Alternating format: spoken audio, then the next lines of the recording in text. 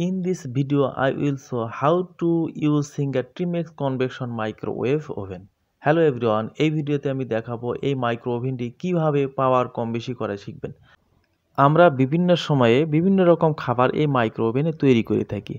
এক এক খাবারে এক এক তাপমাত্রা লাগে, কিন্তু এই তাপমাত্রা ব্যবহার না জানার ফলে আমরা কিন্তু সঠিকভাবে তা ব্যবহার করতে পারি না।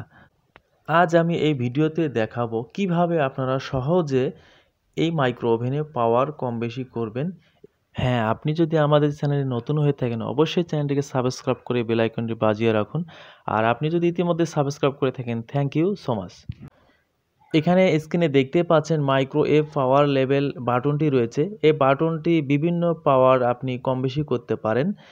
আপনি যখন প্রথম একটি প্রেস করবেন, অর্থাৎ একবার প্রেস করবেন, তখন 100 আপনি পাওয়ার পাবেন, যার মাধ্যমে সর্বোচ্চ তাপমাত্রাটাই পাবেন।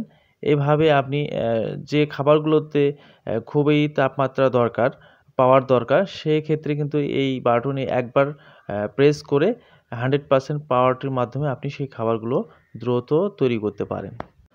তবে এখানে মনে রাখতে হবে, আপনি যখন পাওয়ার সেট করবেন, অর্থাৎ 100, 80 বা 50 যে পাওয়ার সেট করুন না কেন, এর সঙ্গে অবশ্যই আপনার টাইম সেট করে নিতে হবে। এরপর স্টার্ট বাটন প্রেস করতে হবে, তাহলে আপনি সেই নির্দিষ্ট পাওয়ারে খাবারগুলো তৈরি বা গরম করে নিতে পারবেন।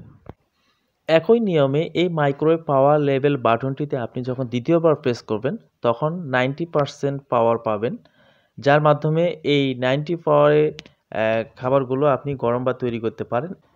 এভাবে আপনি যখন এই বাটনটিতে তৃতীয়বার প্রেস করবেন তখন 80% পাওয়ার পাবেন।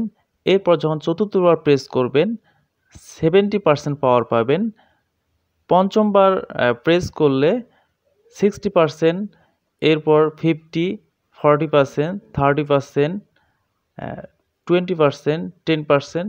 এমনকি এই বাটনে যখন আপনি 11 বার প্রেস করবেন তখন আপনি 0 পাওয়ার সেট করতে পারবেন।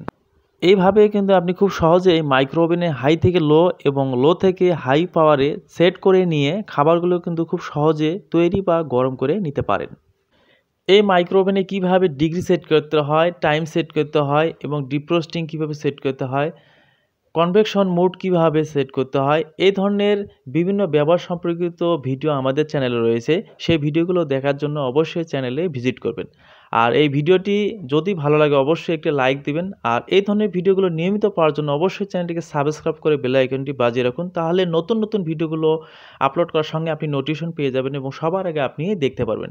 আজ এ পর্যন্তই, ভালো থাকবেন। Thank you for watching the video.